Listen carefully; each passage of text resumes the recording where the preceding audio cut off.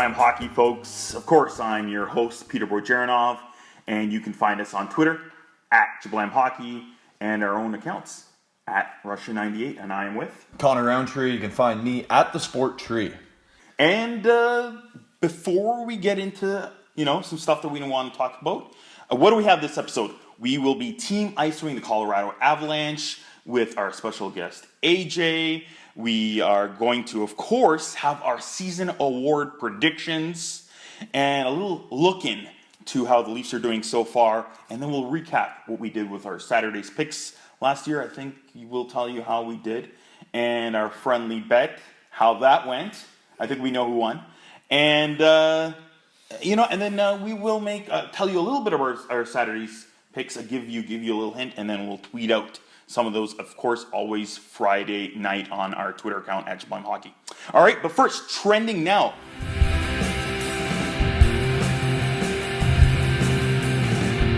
Conner, what's going on? Well, we got some news down in Vegas. The NHL would like to get to 32 even teams to even out both of the conferences. And the front runner is actually Houston. It's the fourth largest TV market in America without a team. And Tillman Fertitta said, "I want an NHL team here by tomorrow." And then he went on later in the press conference and said, "I will aggressively pursue this." While Gary Bettman isn't officially searching for their next expansion location, it looks like Houston has the front runner. Houston, they might not have a problem. But do they have an arena? That's the main thing. Well, that's what Bettman would always question. Arena that's ready. Yeah, well, Fertitta owns the Toyota Center, and what he wants is to have that arena filled 300 nights a year, quote unquote, is what he said. So, if what he would like is a little rocket and whatever you name a Houston hockey club, the Stars are already taken. Again, too far in the future to think about that, but he wants another team to make more money, so good for him. The problem here is, though, that I've already made the 32nd team in the NHL on NHL 18. So you can't take my Brampton hockey team now that's in the NHL. I've got McDavid, I've got Matthews, I've got Crosby. We are taking over the league. So that's, an odd $50 million on your first line after the third season? Who else you got on that team? No. Who's your starting goalie? That's Chad Johnson. That's who you got. That's what I got. No, I'm dreaming. But the crazy thing is, I will write a blog about this in a bit because I just got the game. I was finishing on my season from NHL 17. Have you tried NHL 18? Oh, yeah. All right. It's a phenomenal game. All right. How do you like NHL 3s or whatever it's called? Oh, that's so much fun. Is it? Guys going nuts? It's ridiculous. You play 3-on-3 in the small little mini tiny arena thing that especially they're trying to do in Canada with the kids. Yeah. But you beat the team and then you have Logan. What is it? Is it called? What's his name in the mascot in Edmonton? Hunter? Hunter the Cougar? Hunter the Cougar. Well, why am I playing with Hunter on the ice? I think it's a bobcat, actually, not a cougar. Either way, he's scary looking. Yeah. And if you have him on the ice, I think players are just running away from him on the 3-on-3. It's ridiculous. You're playing with players, and you're using Ryan Nugent-Hopkins and so on and so forth in the Western Hockey League. And of course, they're rated really low. But it's just so weird and odd. It's a weird dynamic. The 3-on-3, and then a weird bobcat mascot that shouldn't be a mascot. Anyway, moving forward. What do we have next year, Peter? All right. Congratulations on the new NHL hockey team, the Vegas Golden Knights, and they've started on fire, 3-0. Seriously, Conner, I expected maybe them to have 3 wins in the entire month, but they've destroyed already the NHL's expansion record of 3 straight wins to start a season. Yeah, well, Marc-Andre Fleury stood on his head that game against Dallas. That was absolutely absurd. And James Neal doing James Neal things. 5 goals, no assists. Yeah. Good guy. He scores. That's about it. Yeah, I'm not a fan of Neal with his dirtiness sometimes. But yeah, he's doing it for Vegas. Vegas strong. #that. Good for them. I'm hoping everything, and they're helping support the city with everything that's happened there. But it's just fabulous to see a new team, and it's just what a joy to watch a new team like that playing so well. And yeah, that first game, as you were saying, I can't even recall how many saves Fleury did standing on his head. It was at least 8. It was a bajillion shots, and every single one was strong scoring chances. Yeah. All right, and then the player of the week is Alexander Ovechkin. Is he back? Is he We're going to be talking about a little bit later awards and our predictions. Is he going for the Rocket Pen? Since he already has 8 goals. Will he? Got to tune in. Yeah, I guess you do. But he had 3 goals at the end of the Ottawa game. I think it was the first game of the season. Yep. And then, of course, not including the shootout winner, 3 goals to start the next game. So technically 6 goals within 2 periods to start against the Habs. Finished the game with 4 goals. 8 goals so far, in 4 games. So could there be a 50 in 25? He's on pace for 164 goals, so it's not out of the question, but I don't think that's going to happen. He's got to be pretty darn good to get to that point. We'll see.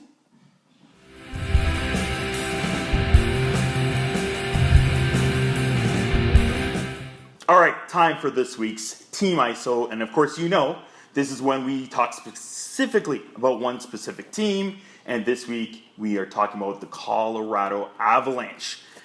Our week's special guest is AJ, and he is an editor-in-chief at BSN Denver. Welcome to the show, AJ.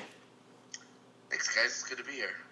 Cool. So they're off to a pretty good start already, 3-1-0. And before we get into a little bit of that Duchene situation, let's talk about Nail Yakupov. Are they already talking? What were they calling him? I saw trending something on Twitter about teriyaki Yakupov or something. Yeah. So the Avalanche did these introduction videos on Twitter, Okay. and the one of the questions that they were asking the players was, "What's your nickname? What do they call you in the room?" And Tyson Barrie calls him Yak because everybody else, or calls him Terry because everybody else was calling him Yak or Yaki, and he called him Terry because of teriyaki. And I mean, Tyson Barrie's just a goofy guy, right? Yeah. And so the fan base saw the video and just took it and run with it, and so everybody's calling him Terry now. And then the media showed up one day, and we all went up and we're like, "Hey, Nail, can I talk to you?" And he says, "No, you have to call me Terry now. I'm going by Terry." So it's just kind of become like a running joke in the Avalanche fan base that he wants to go by Terry because Tyson Barrie called him that once. Nice. So quirky, this team with the tin can and the Pepsi Center, they like to call it. I love it when somebody comes out of the penalty box and then they have the Mario power-up. Yeah. That's hilarious. So Yakupov's playing really well. Why is he clicking right now so quickly and so early with the Avs? Well, a lot of it is the role that they've given him. If you actually look at the ice time that he has, it's not really that significant. I think last night he only played like 13 minutes. Oh. So they're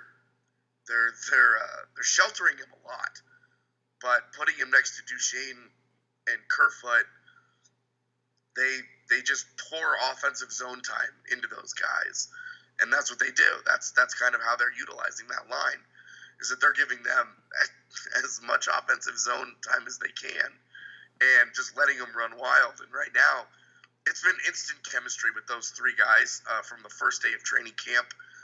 They got put on a line together, and they've clicked from day one, and it just hasn't stopped. Nice.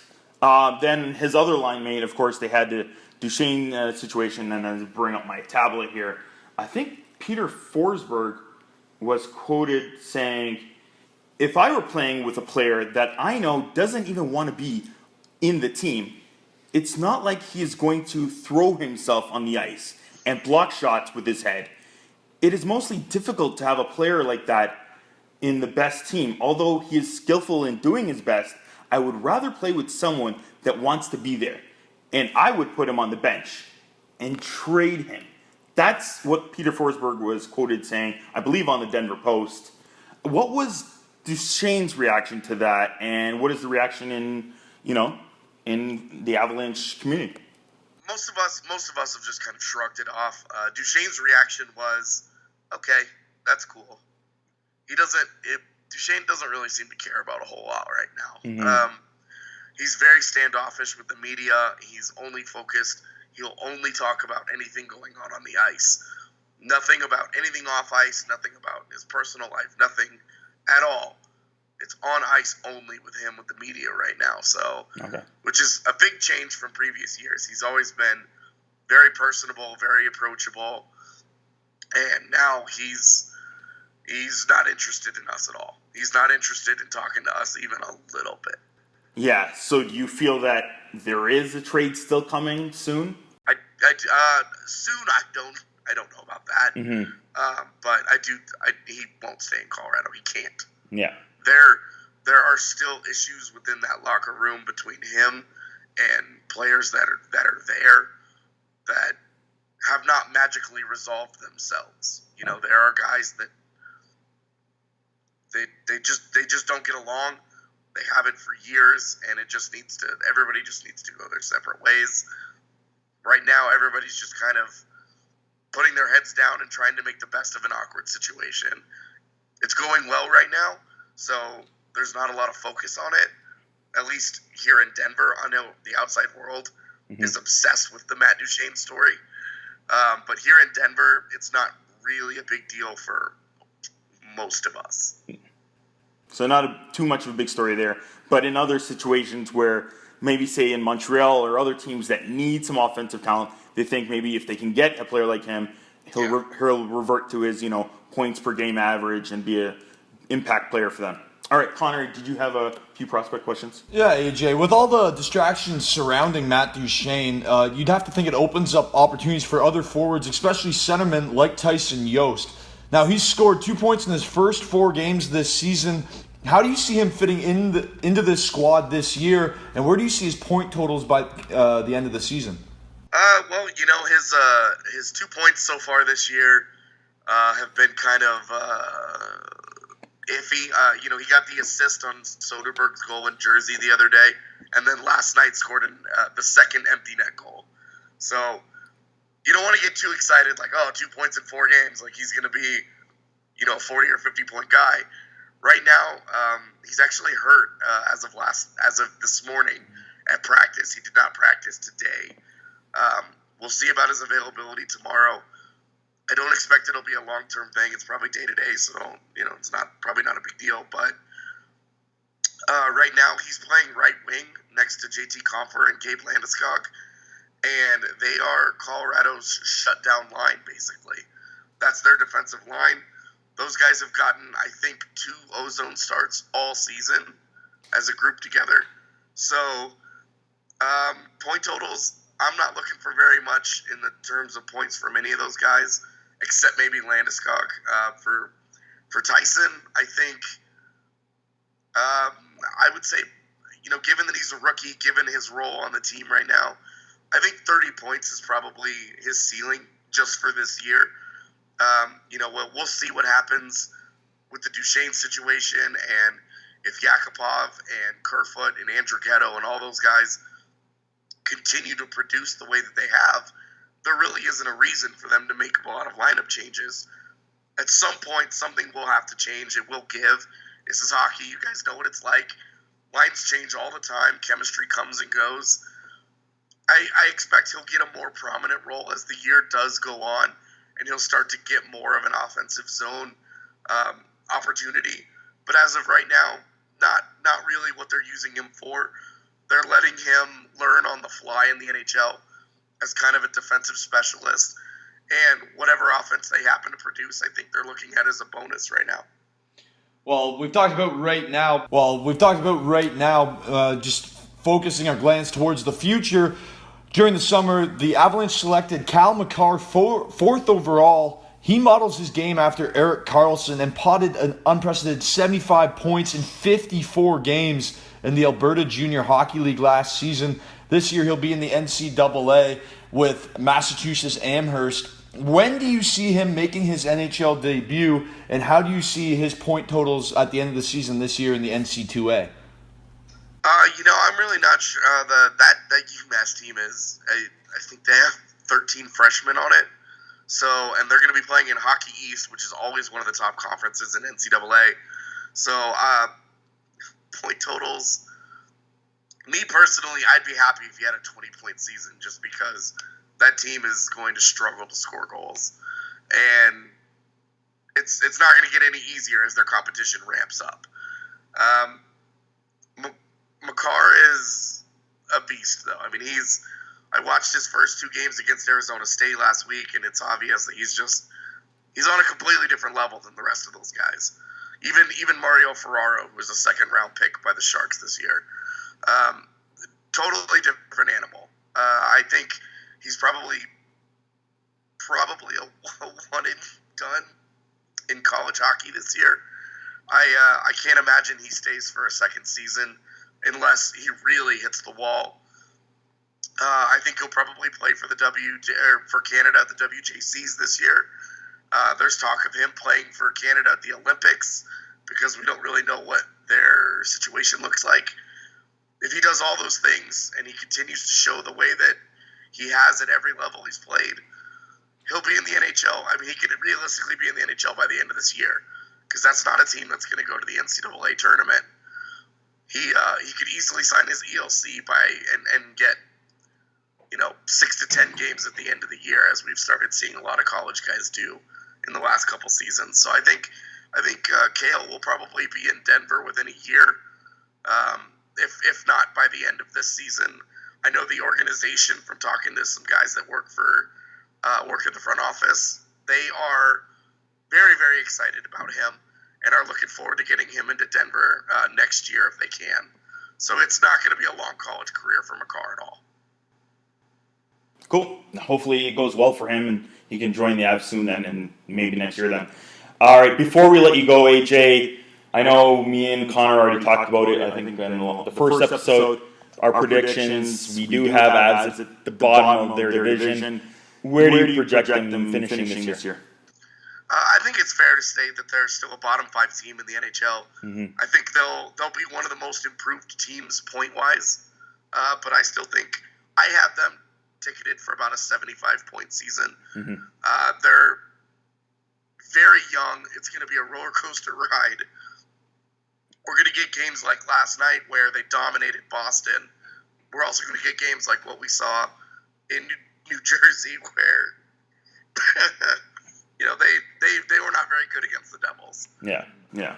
Not many teams are, though. The Devils do have a lot of speed now. So off to a quick start. Yeah. All right, AJ, again, thank you for joining the show. What's your Twitter handle again? It's just at AJ Haefele. It's AJ Haefele. You can also find any of the stuff that I do over at BSN Avalanche. At BSN Avalanche. That's where all my hockey work gets poured into. If you have a chance, check out the Nail Yakupov story that I wrote from the arena last night.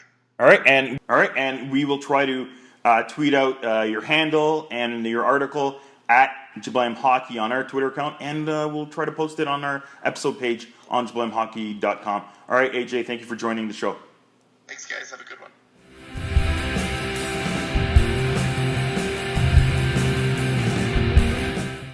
All right, Connor, before we get into our award predictions of the season, what are you talking about, all these movies that you're watching?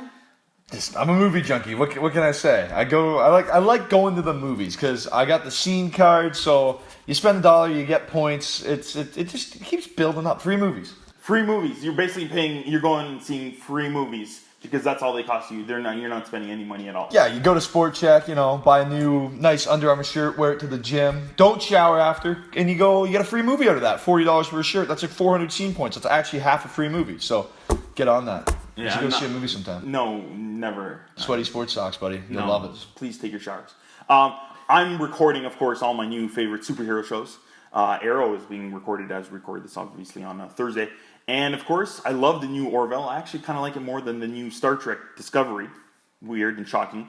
And what else am I recording? Gotham. You like Gotham? I like Gotham. That's the one show of those last ones that you named that I watched. I think when people first tuned into Gotham, they were thinking, "Oh, Batman! He's young and this and that." No, it feels more like a cop drama, like an NYPD Blue in the Gotham era. No, it's definitely like the evolution of the bad guy almost is what Gotham is based on. Like the evolution of all Batman's future future villains. Yeah, and I love them. They're all good. I think, although if you were to give an award for the best villain so far, I think that introduction to the Joker was pretty good. They're all great. I love the Riddler. I like the Penguin guy. I think they're all doing a great job. Penguin creeps. Yeah, he's good. But I'd still say the award has to go to the Joker. But speaking of awards, Peter, let's get into it. All right, we'll start first with the MVP, the Hart. We put a poll out on Jablam Hockey, at Jablam Hockey, on our Twitter account, of course.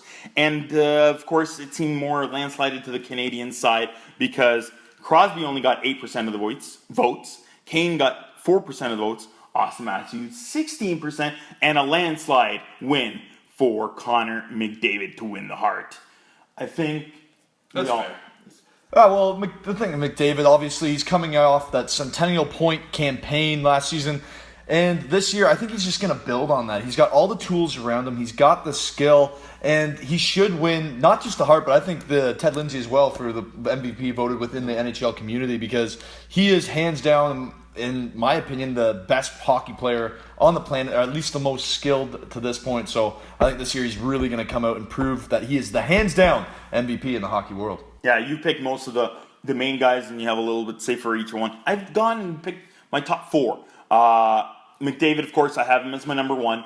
My number 2, close right behind him, is, of course, I still feel he's the best impact player overall as a player, and in that, of course, that's Sidney Crosby. My number 3, because I think he deserves the MVP the most. I mentioned this many times. He's the most valuable to his team, and that is Erik Karlsson. And my 4th, maybe a little bit far, of course, the homer pick is Austin Matthews.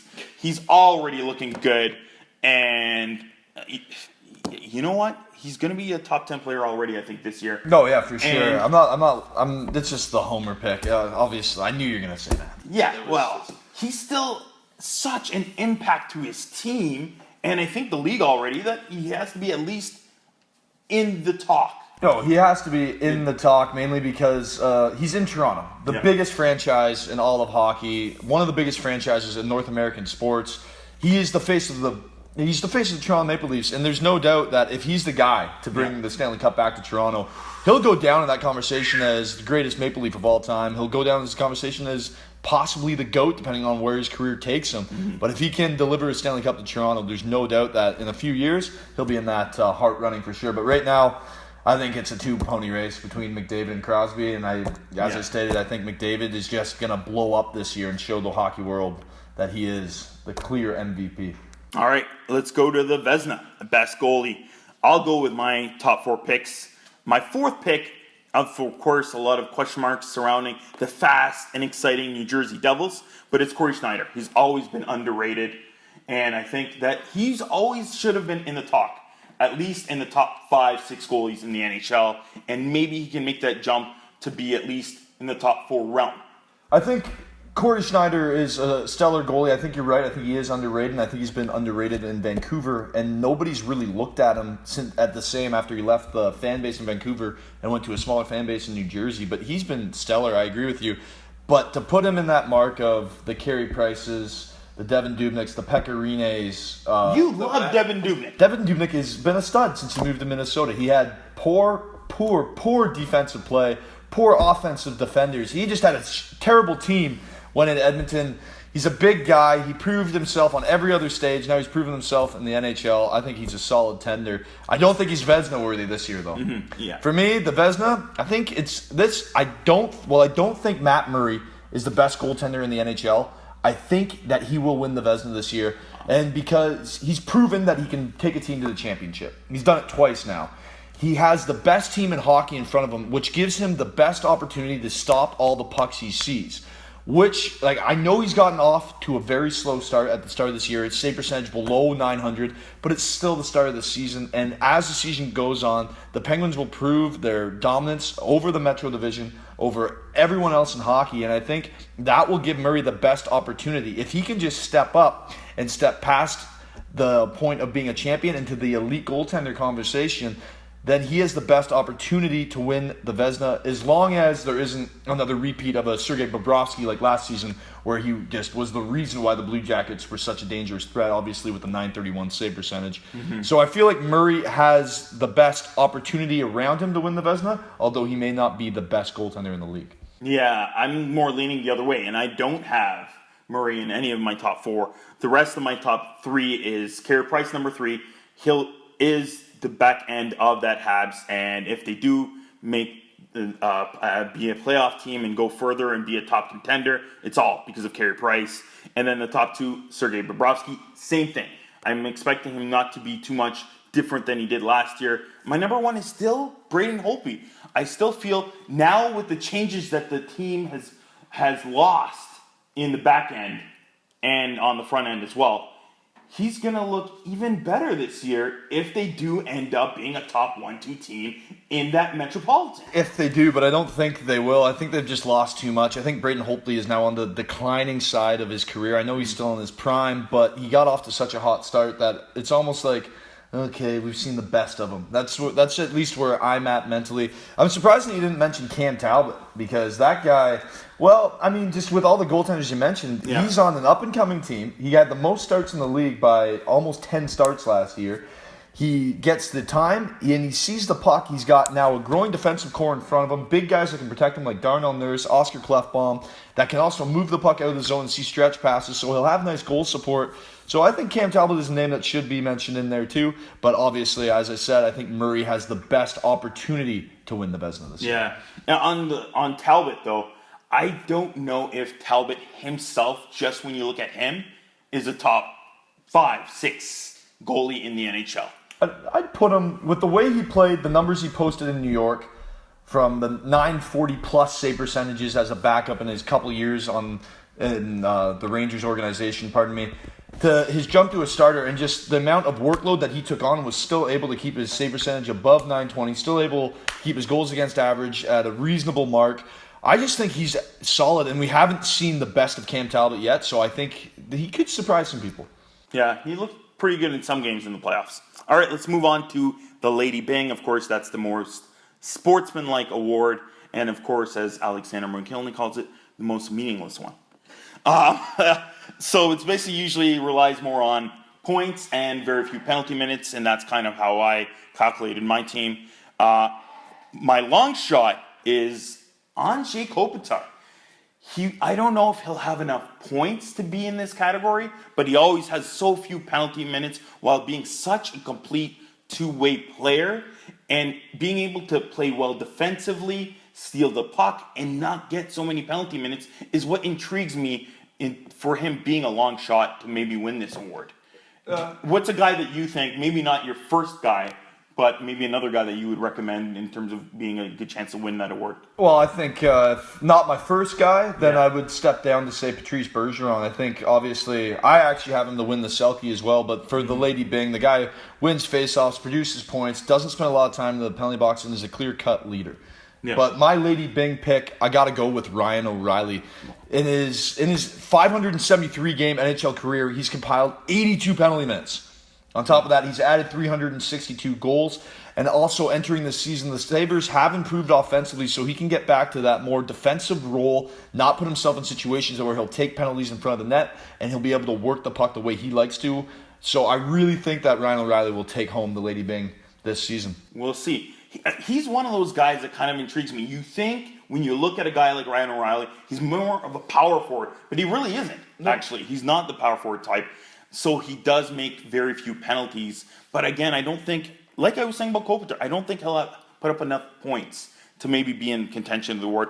But my top three, I'm going to go again with Austin Matthews as my third, because I think he's going to finish top 10 in points, and he does commit so few penalties. And then my number 1 and 2, Tarasenko, the scoring machine. He'll be top in scoring. I don't think you can give it to Tarasenko, though. With that guy's sellies, that's not very gentlemanlike. At least with the way the NHL's turning and everyone's talking about celebrations these days. Yeah. So I'll give it to you, but I don't see Tarasenko winning that particular award. So you think he's going to get a lot of NFL fouls? Yeah, I think.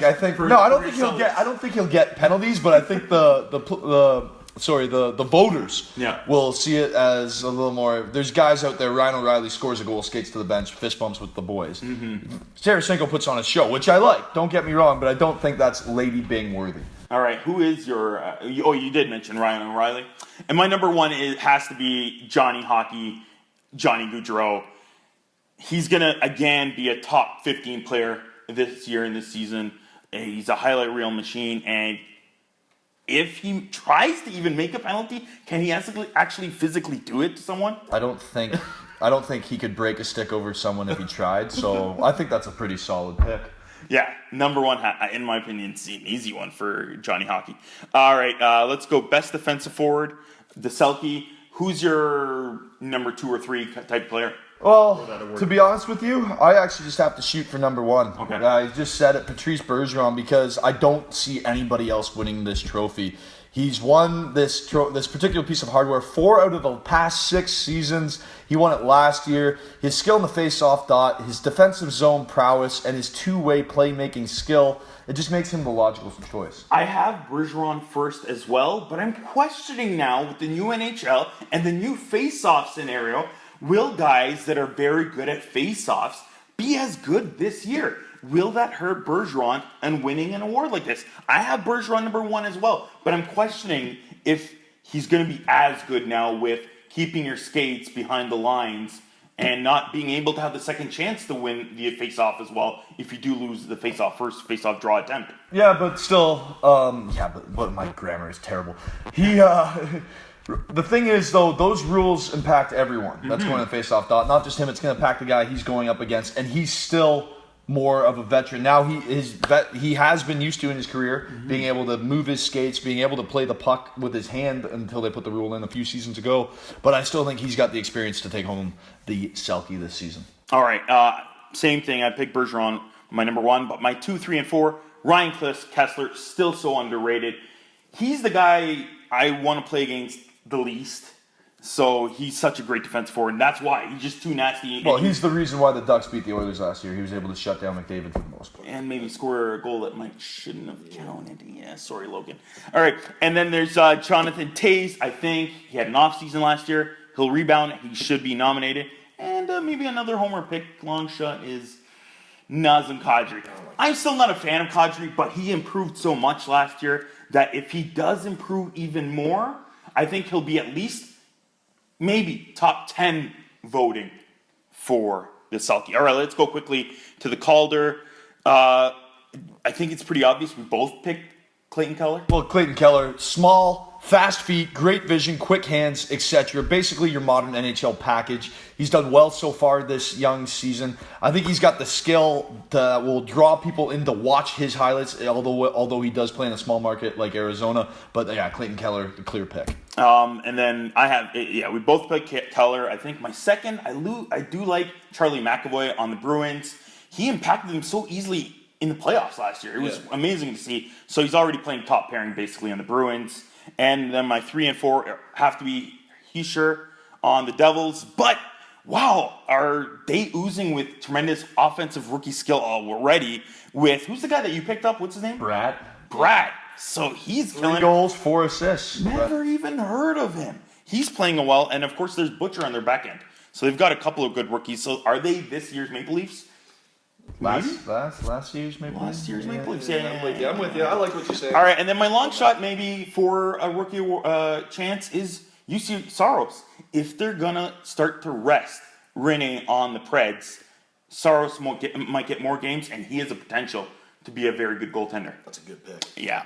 All right, and what we do with Jablam Hockey, we like to split up the defensive award. There's the Norris, and I like to call that the best defensive defenseman. And then there's the Bobby Orr, so best offensive defenseman.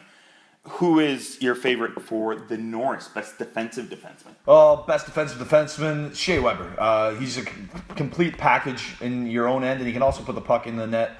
Offensively, too, but sticking to the defensive side, he's now had time to gel with Carey Price. Obviously, they were together over the last couple Olympic Games, and they showed great chemistry. Last year, they had their first full season together. So I think that chemistry between goaltender and defenseman is only going to grow, and he'll be a mean guy protecting Carey Price around that crease. So I got to give that one to Shea Weber. Yeah, I'm going to go quickly backwards to forwards. My fourth, again, maybe a homer pick. It's Nikita Zaitsev. He's just been so good so early. We're going to talk about him in a second. But then there's Duncan Keith. He's such a good all-around defenseman from this team, of course. And then Ryan Suter, still so underrated. He eats up minutes like there's no tomorrow and does it so smoothly. And my number one pick, not a huge fan of him, but stats geeks, they love him. It's Drew Doughty.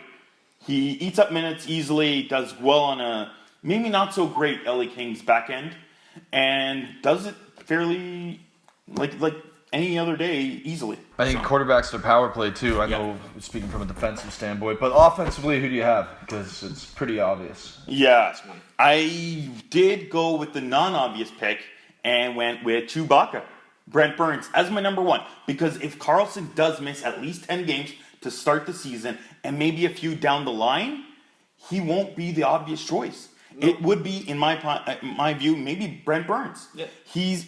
I don't know, he looks huge on the ice, but he skates like almost Johnny Hockey, in my opinion. His angles and his skates and his agility are one of the best. No, his hands are the hands of a guy that should be 5'8", and he's over 6'3", so he's a big guy. But I still think, going back to Erik Karlsson, I think if he is able to come back from such a devastating injury, they removed half of his ankle bone. If he's able to come back from that and push this Senators team into a playoff position, I really don't see how he doesn't win the Norris. Yeah. I just don't see how you don't give it to a guy that's done that much for his team. Yeah, Karlsson's a great pick. I got Burns and Karlsson 1 and 2 right there. And then I have Shattenkirk. I think he's going to look even better, maybe in the Rangers jersey. And my long shot, maybe Victor Hedman. It even surprised me last year how offensively gifted he can be. I thought he was more defensive, all-around defenseman, but he put up some good points. And I think he might even get better on a more offensive, better. Yeah, I think that Hedman should be up there above your Shattenkirk pick too, because I think Hedman's an absolute beast on the back end, and obviously you can put the puck in the net. His stats speak for themselves. I think we both have, for the Ross, the obvious choice, Connor McDavid, and then for the Rocket, I'm going with the early quick pick, and I love him. It's that guy over there. It's Alexander Ovechkin. 8 goals already. I mean, it's hard to argue, but I think Ovi is going to slow down like he always does. He'll find a way to choke like he does in the playoffs. And I got to give it to Vladimir Tarasenko. Tarasenko already has 3 goals in 4 games, and he's playing with a team that has almost no centerman. They had to trade for Braden Shen in the offseason just so they could get his centerman. He's been playing with Shen, yes, but when that depth returns at centerman, when their team slowly forms back together, he's only going to get better, and they're going to have to take, other teams are going to have to take that top pairing, maybe off Tarasenko to cover guys like Steen if they separate them. So I really think Tarasenko could mold in and get a lot of goals this year and win that trophy. Cool. I think that's our roundup for our awards. If you want to check them out, JablamHockey.com, and we'll tweet a few of them on our Twitter at JablamHockey. One quick last homer pick for the Jack Adams. You got to take Mikey Babcock. Oh, do it.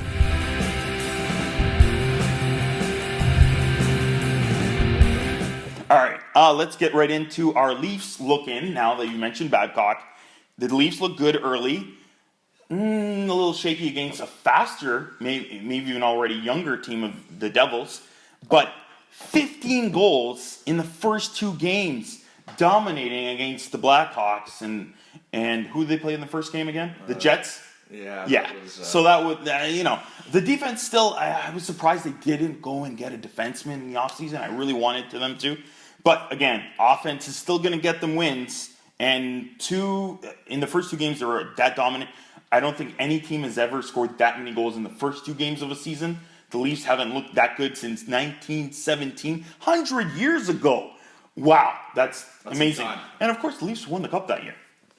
Well, 6 teams. When you look at the Leafs right now, and you said it, they can score on demand. They have proved that. And one of the big things that I looked at was that game against the Rangers. They went up early, as you could tell. They were fired up. Home opener in Toronto. The whole team's matched. They had the first season. All the rookies are excited to get on the ice. The building was bumping. They went out and pounded the Rangers, up 4-1. Rangers climb back into the game, tie it up. And then in the third period, going into the third period, tie game. And somehow the Leafs were able to come out on top. Something we haven't seen from the Leafs at all. It was when the Leafs started to fall, everyone that I was with in the stands and fans, they were back to the typical Maple Leafs. No, they simply came out, rallied the troops for the third period, and went out and got the win against a gritty New York Rangers team with a lot of veterans, a lot of depth, and a good coach in Ali Vigneault. And I think that just came down to coaching. As I said, Babcock, I think, won the coaching battle in that third period. And that is just what I've noticed from the Leafs is the fact that they can win the tight games, they go out, and they're competing, and they can score when they need to score goals. All right, let's talk a little bit about a few players. And the surprising one so far has got to be Nikita Zaitsev. I liked him last year. I think he's matching him a little bit more now with, I think the pairing is right now Riley and Hainsey, and then Gardner and Zaitsev. And that might work even better for a guy like Zaitsev. Now his second year in the NHL, he's finding that groove where when he needs to pinch, when he doesn't need to pinch, and it looks like he knows exactly at the right moments right now when to go into the right areas and help. So he's got 3 goals or 5 points and +7. He's one of the best in the league among all defensemen right now. Yeah, well, the thing is with Zaitsev is lots of people in Leafs Nation were really criticizing Lou Lamoriello when they signed him for that $4 million plus contract. Well, how do you feel now? I mean, obviously it's a small dosage, but you got to trust Lou Lamoriello, Brendan Shanahan, Mike Babcock. These guys know what they're doing. That's why they're the guys getting paid the big bucks to put a team like that out on the ice. And Nikita Zaitsev is not only proving himself, but proving management right. And another guy proving management right, my surprise, is Patrick Marleau. Now, I did think Marleau would have a good impact on this team when coming over in the offseason, but I didn't think he'd put up 4 points in 4 games. Mm-hmm. He's got 2 power play points, which means he's getting involved. And I didn't know if he was going to be able to mesh with this young core, but it seems like he's already been a good presence. You can see him rallying the guys. Again, in that Rangers game, he was rallying the younger guys on the bench, telling everyone to calm down. So I really am pleasantly surprised with what Patrick Marleau has brought to the Leafs from a point production, and just happy with his overall, what he's brought to the team from a locker room perspective. Yeah, just the few additions that they've done this year have been very good. The new backhand rookie defensemen on the Finnish side of things, right? All right, it's Kalle Rosen, and then there's the Borgman, the Borg. I like Borgman's play. A little more physical. Little big guy. It reminds me of old Hal Gill kind of. A little smaller, but the style of play, you'll get right in your face. And he's still kind of versatile. Yeah. It still looks like he might pinch here and there. And on the other side, then there's Kalle Rosen. I think he has maybe more potential, especially offensively. But right now, looking as good, especially against that New Jersey team that game. Yeah, I don't think they need Rosen as much right now. I think offensively, defensively, from that they got Gardner. Zaitsev's playing out of his boots. Riley is a stud. So I think you got to go with the Boardman. Yeah, and then Carrick's been injured, so he might solidify that deep back, top pairing, the back pairing on that core.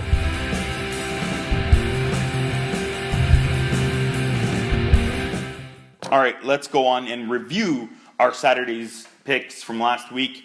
We went, let me check here, 8-8 last week, and I did want to mention that it's tough. It's really tough to make these picks, especially at the beginning of the season. Random things happen.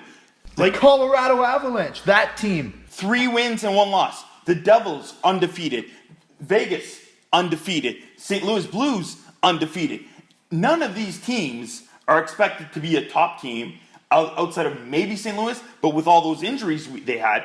Conner, where'd you pick them? I picked them to drop huge. I think I had them 4th in the Central this year. So, again, this is early in the season, and random things happen, and especially at the beginning, you never know what the outcome is going to be.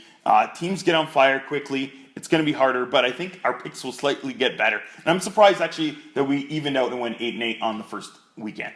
I'm a little disappointed. All right, so we will make, again, our new picks, and we'll tweet them out at Jablam Hockey. We'll usually try to do that by Friday night. And again, go on our website, and we'll show you our Saturday's picks and our friendly bet. Who won friendly bet? This guy, Peter, got me. I mean, I thought the Rangers were going to be able to calm the storm and take on that young Leaf squad at home, but clearly Mike Babcock outcoached me, too. All right, and then, so I won that bet, and we will talk about it in our next friendly bet in 2 weeks, maybe. What happens when you lose? You lost the first one. So we'll see what happens when you do lose. I'm scared. He is scared. For the picks for this Saturday, what's one game that you're thinking about for a team winning? Well, I got the Chicago Blackhawk jersey on for a reason. The Hawks are 3-0-1. They host the division rival Nashville Predators, who are just 1-2 at this point of the season. So on home ice, I like a surging Blackhawks team to put a good dent into the Predators on Saturday night. I'm going with the Avalanche. We talked with AJ. The team's playing really well right now, so I'm just going to go with the Surge. I believe they're playing against the Dallas Stars. They are going against the Stars, who are off to a bit of a slow start, 1-2. So I'm going to go with a bit of that. They're on fire right now, so I'm expecting maybe the Avalanche to win. All right. Before we leave, I'm going to start doing a few thank yous, and my first thank you for this season is for my buddy Paul Zwambag. Again, his Twitter account @Zwambag. He's doing now the Dauber Hockey Show. He's moved on. We've got a great new co-host in Conner, but Paul was a great partner. We're transitioning here still with a new show, still doing the podcast and now YouTube show, but he was great. He was especially good doing all the website stuff and editing, and it's hard to see him go, but I do want to give a big thank you to Paul. I hope you move on and do great things at Dauber. Okay, and again, next week we will have another Team ISO, and we will start doing some other cool things, so you should stay tuned for that. Again, remember, tweet us at Sublime Hockey, go to SublimeHockey.com, and we'll see you all next week.